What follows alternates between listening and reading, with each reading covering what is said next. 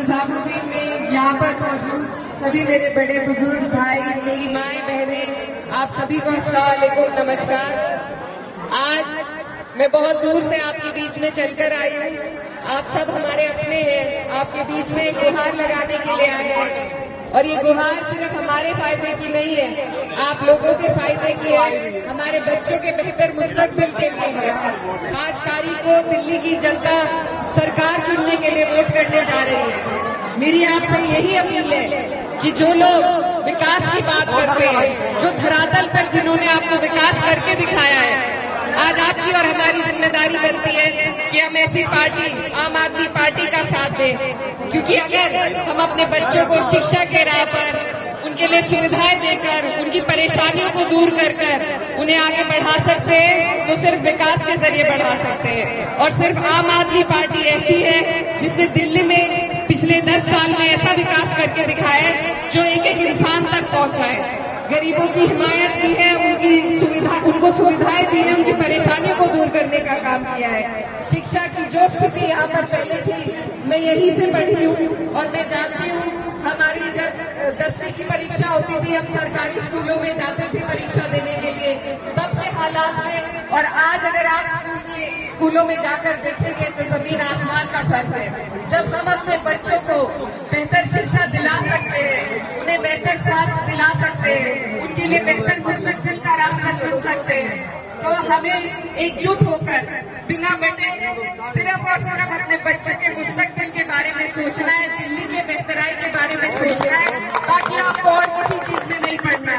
और मेरे बराबर में जो खड़े हैं, उन्होंने तो शिक्षा की क्रांति दिल्ली में लाने का काम किया है, जो पूरे देश में मिसाल बनी है। तो आप सबसे मेरी अपील है कि आप यहाँ से केवल एक विधायक नहीं, मनीष सिसोदिया जी के रूप में डिप्टी सीएम को चुनने जा रहे हैं।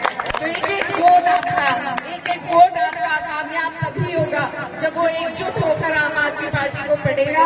हमारी पार्टी, हमारे राष्ट्रीय अध्यक्ष अखिलेश यादव जी ने फैसला लिया है कि हम दिल्ली में आम आदमी पार्टी के समर्थन में जी जान लगाकर मेहनत करने के लिए आपके बीच आए हैं। यहाँ पर बहुत से लोग हमारे उत्तर प्रदेश से भी रहते हैं दिल्ली में। मैं आपकी बेटी हूँ, बहन हूँ और आपकी बेहतराई के लिए आपके बीच में हम वोट की अपील के लिए आए हैं।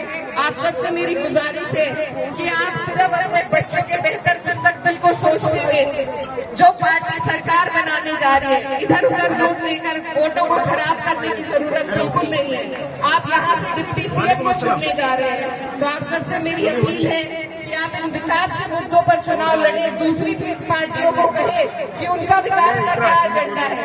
जब पार्टी विकास की बात करती है तभी हम आगे बढ़ पाएंगे। तो आने वाली 5 तारीख है, आप सब बहुत अच्छे तरीके से समझते हैं कि आपको क्या करना है, सिर्फ झाड़ू को वोट देना है। तो मैं आपसे वादा लेने के लिए आई हूँ कि आप देंगे झाड़ू को वोट।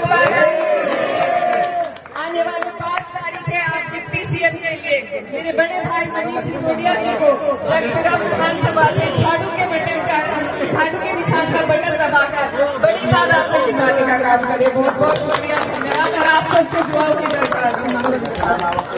एक रिक्वेस्ट आप सबसे है कि यहाँ पे